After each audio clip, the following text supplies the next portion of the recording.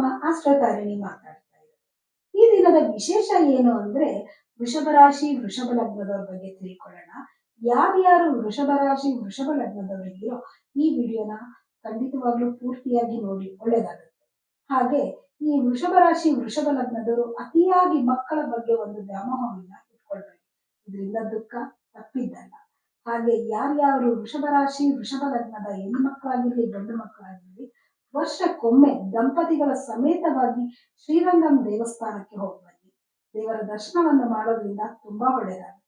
ನೀವು ಯಾವುದೇ ದೇವಸ್ಥಾನಕ್ಕೆ ಹೋಗೋದಕ್ಕಿಂತ ಮುಂಚೆ ದಾನವನ್ನ ಮಾಡಿ ಹೋಗಿ. ಮುಂದೆ ಕೂತಿರ್ತಕ್ಕಂಥ ಭಿಕ್ಷಕರಿಗೆ ಏನನ್ನಾದ್ರೂ ಆಯ್ತು ದಾನವನ್ನ ಮಾಡಿ ನೀವು ದೇವಸ್ಥಾನಕ್ಕೆ ಹೋಗೋದ್ರಿಂದ ತುಂಬಾ ಒಳ್ಳೆಯದಾಗುತ್ತೆ. ಹಾಗೆ ನೀವು ಯಾವುದೇ ಕಾರಣಕ್ಕೂ ಶುಕ್ರವಾರದ ದಿನ ಉಪ್ಪು ಮತ್ತು ಹಣವನ್ನ ಯಾರಿಗೂ ಕೂಡ ಕೊಡಕ್ ಹೋಗ್ಬೇಡಿ. ಇದರಿಂದ ಲಕ್ಷ್ಮಿ ತಟಸ್ಥವಾಗ್ತಾಳೆ. ಹಾಗೆ ಆರೋಗ್ಯದ ಬಗ್ಗೆ ಹೇಳಬೇಕು ಅಂದ್ರೆ ವೃಷಭ ರಾಶಿ ವೃಷಭ ಲಗ್ನದವರು ಬೊಜ್ಜನ್ನ ಕಮ್ಮಿ ಮಾಡ್ಕೋಬೇಕಾಗುತ್ತೆ. ಇವ್ರು ಯಾರ್ಯಾರಿಗೆ ವೃಷಭ ರಾಶಿ ವೃಷಭ ಲಗ್ನದವರಿಗೆ ಬೊಜ್ಜಿದೆಯೋ ಅವರಿಗೆ ಕಾಯಿಲೆಗಳು ಬೇಗ ಬರುವಂತದ್ದು ಇರುತ್ತೆ. ಆದ್ರಿಂದ ಬೊಜ್ಜನ್ನ ದಯವಿಟ್ಟು ಕಮ್ಮಿ ಮಾಡ್ಕೊಳ್ಳಿ ವೃಷಭ ರಾಶಿ ವೃಷಭ ಲಗ್ನದವರು. ಹಾಗೆ ನೀವು ಪುಸ್ತಕಗಳನ್ನ ಯಥೇಚ್ಛವಾಗಿ ಓದೋದನ್ನ ಮಾಡಿ. ಇದರಿಂದ ತುಂಬಾ ಒಳ್ಳೆಯದಾಗುತ್ತೆ. ಧನ್ಯವಾದಗಳು.